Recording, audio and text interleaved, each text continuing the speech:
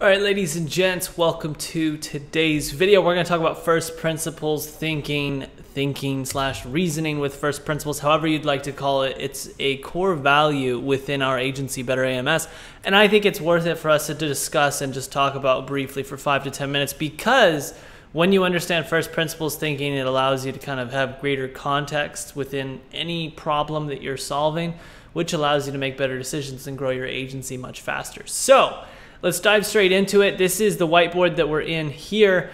It took me about 2 or 3 minutes to build this thing. First principles, let me give you the classic example that most people are aware of, which is this thing was kind of popularized by Elon Musk.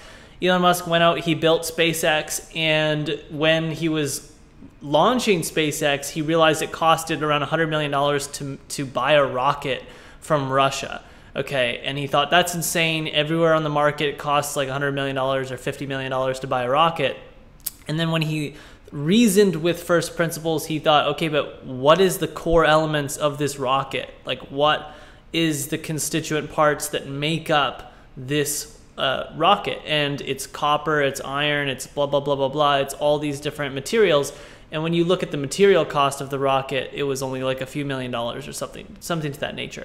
So he reasoned from first principles. He went to the core of what he was looking at, and he identified that to build a rocket, even though it costs $100 million to buy one, it only costs $2 or $3 million to make one. So that's one example. And again, the numbers might be way off here, but I'm pretty sure that's relatively where they were. Now in your agency, okay, here's a really great example. You need to hire a new account executive. This is something anybody you need to hire. When you think, I need to hire someone, okay. Well, the question that you need to ask yourself is, okay, why do I need to hire someone? Well, because I don't have enough time, or because the team that we currently have doesn't have enough time, and the inflow of clients is greater than the ability to supply them. So the throughput of sales and marketing is greater than the throughput of operations. Well, okay, that's great. Do you need to hire someone? Because the first principle of needing to hire someone is time, right? So why do you need to hire someone? It's because of time. But what creates time in your agency? It is your systems and your processes, okay? And so that's what absorbs time and also creates time at the same time.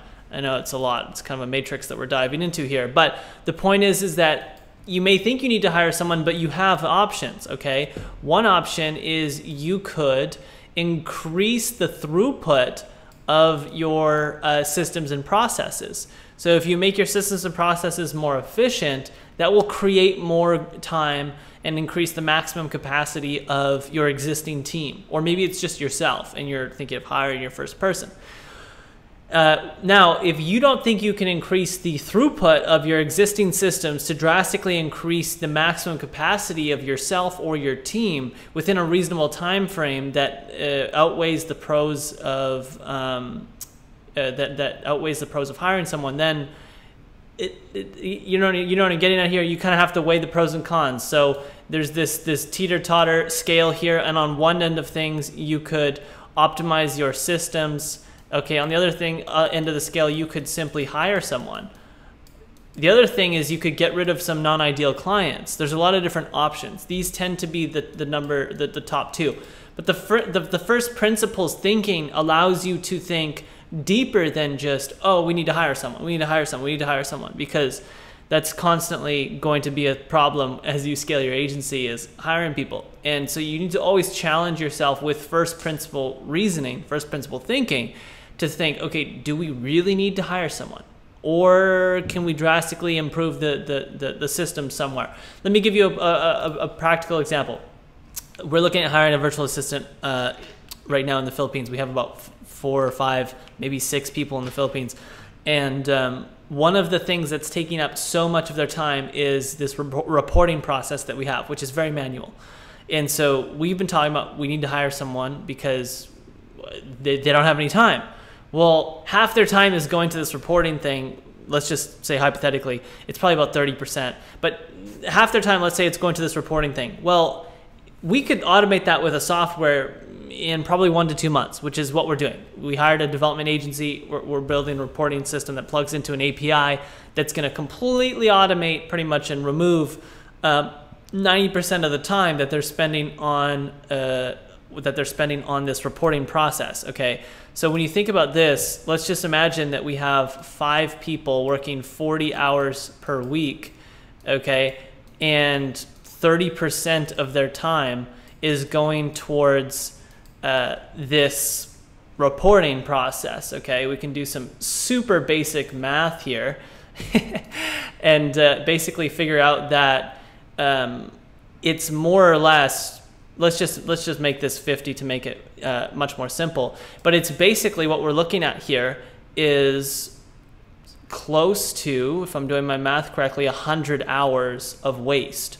Okay, so one person will spend 20 hours a week. Now we have 5 people spending 20 hours a week, and that equates to literally 2.5 full-time people, again, because 50% of their time is going to this. So if we remove this 50% and we free up this time, all of a sudden we have literally pretty much done the equivalent of hiring 2.5 people.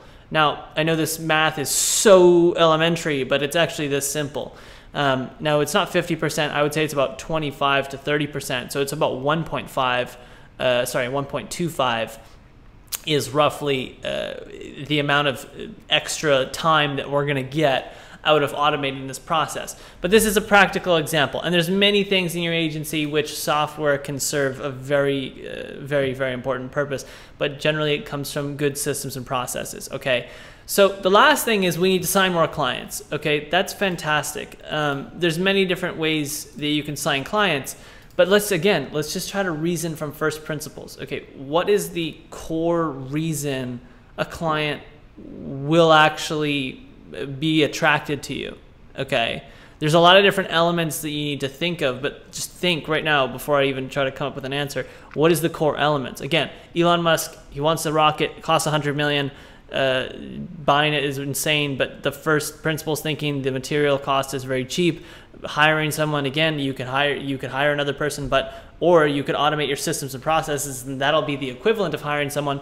Now, signing more clients, this one's interesting because there's a lot of different variables, and I want to go through these variables with you. Okay, let me pull out the handy dandy electronic pen for this. So there is, let's just see, this variable here, which is your, let's just say your niche, and then you have your service. So sorry, the pen was freaking out there. You have your niche, you have your service, and then you basically have the way that you market to them. Okay, so this is your marketing in a sense. Now you also have sales, but let's just talk about the attraction, the process of getting more leads. Let's assume that you're great at sales. Now you have your niche, which is fantastic. This is basically the target, let's just call this your ICP.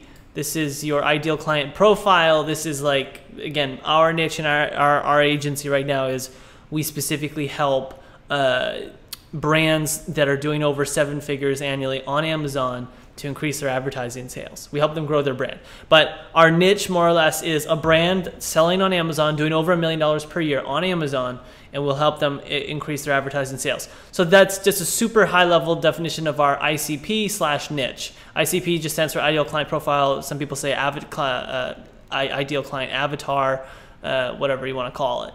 Now, the service, of course, which I already said, is PPC management. It is Amazon PPC management.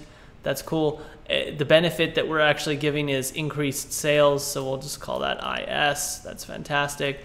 Now, here is the final element here that we're looking at. Again, first principles.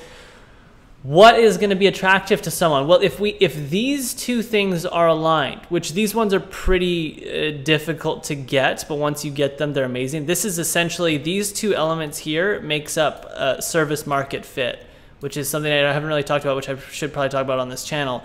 But service market fit is the same thing as product market fit, okay, except it's for your service. not much different. Now, service market fit, of course, can only be proven with good marketing. But if you get these two right, marketing will be like jet fuel on the fire. And I hope I'm making sense here and this isn't too abstract for you guys.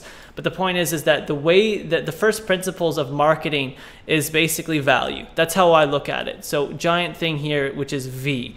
Okay, why do people want to work with you? Because you've given them some form of value, right? No one is going to work with you if you haven't provided a value. Value can be in the form of a cold email that you send someone that gives them some insights into a new approach that they can use to be able to grow their business.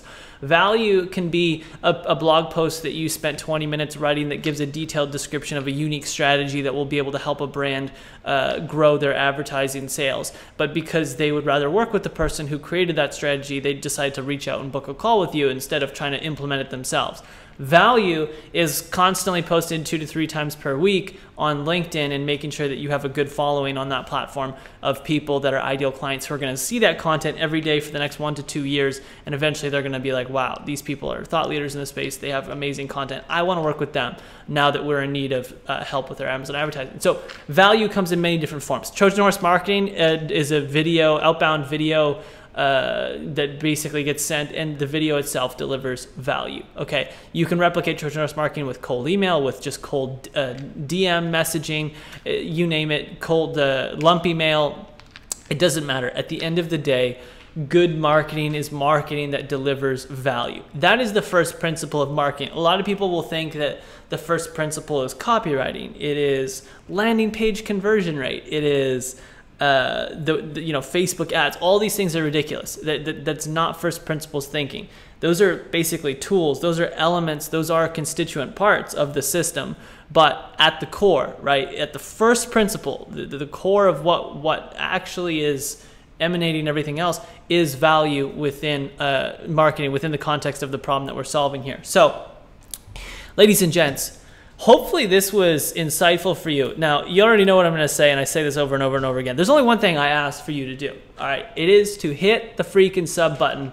I would love to get to 2.5K subs within the next 3 to 4 months. That'd be ideal. We're starting to see a lot of growth in the channel, which is amazing. I appreciate all of you guys for liking, subscribing, commenting. It helps the algorithm, and it keeps me motivated to keep making these videos for you guys. So let me know your thoughts in the comment section below. If you like this video, hey, hit the like button. It'll help the algorithm. And last but not least, hitting the sub and the notification bell would be a blessing from divinity. Thank you guys so much. Much love, and I'll see you in the next video. Ciao.